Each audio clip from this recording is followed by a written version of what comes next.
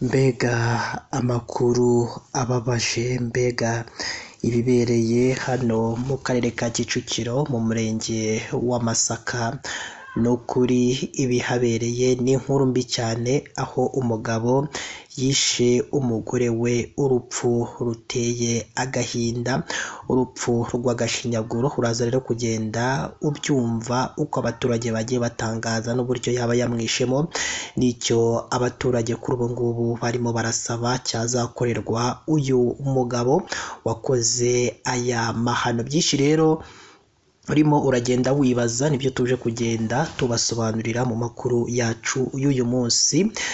Reka rero dutangire n'inkuru yacu y'akababaro yumvikanye hariya mu karere ka Kicukiro, mu murenge wa Masaka, mu kagari ka Gitaraga, mu mudugudu wa Kajevuba, niho rero habereye ayo mahano ateye ubwoba, ayo mahano ateye agahinda.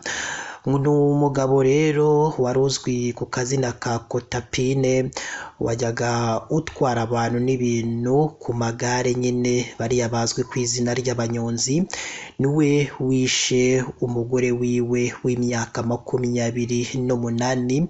Mu magambo rero y'abaturage bagiye batangaza, hari uwagize ati uyu mugabo yari amaze hafi amezi 2 abana n'uyu mugore wari ufite abana 2, ngo dore ko yari yaramwinjiye atandukanye n'undi bahoze bakundana. Ati rero twaje gusanga yamwishe, yamuteye icyuma mu nda, yamukase ijosi, yamuteye n'ibindi byuma hose no ku maguru. Ati nyine ni urupfu rubabaje, ati ni umutima w'ubunyamaswa. Hari n'undi nawe wagize ati ngiye kuvuga ibintu byabereye hano ni agahomamunwa, ni inkuru gusa yicamugongo, ni icyerekana ko abantu benshi cyane bagifite umutima w'ubunyamaswa bitewe n'ibyo uyu mugabo yakoreye uwo yishakiye. Ati nimurebe abana atumye basigara mu gahinda ko kubura umubyeyi wabo.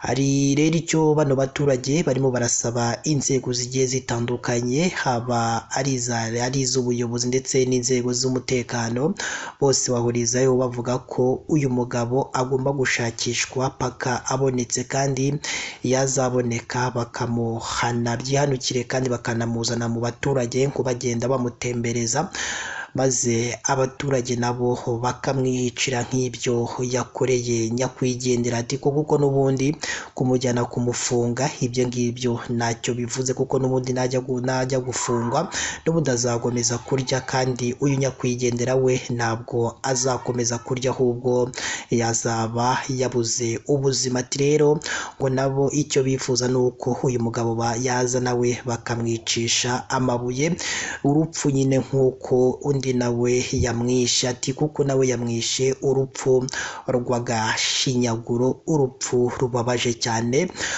Rero Nkundimana Sosthene ni umunyamabanga nshingwabikorwa w'aka kagari ka Gitaraga hano mu karere ka Kicukiro, nyine muri uyu murenge wa Masaka.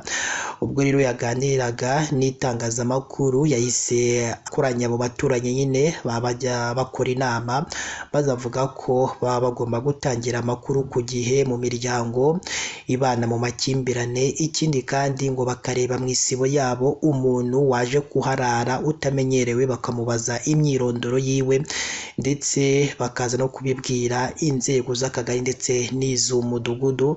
Ati kandi umuntu uzabona uyu mugabo wakoze aya mahano azahite abimenyesha inzego z'umutekano.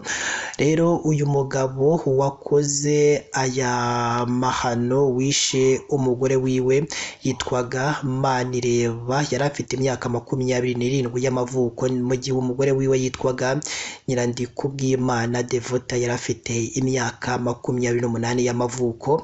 Akaba asize abana 2 yari yarabyaye ku ruhande, atari yarabyaranye n'uyu mugabo wamwishe urupfu rw'agashinyaguro.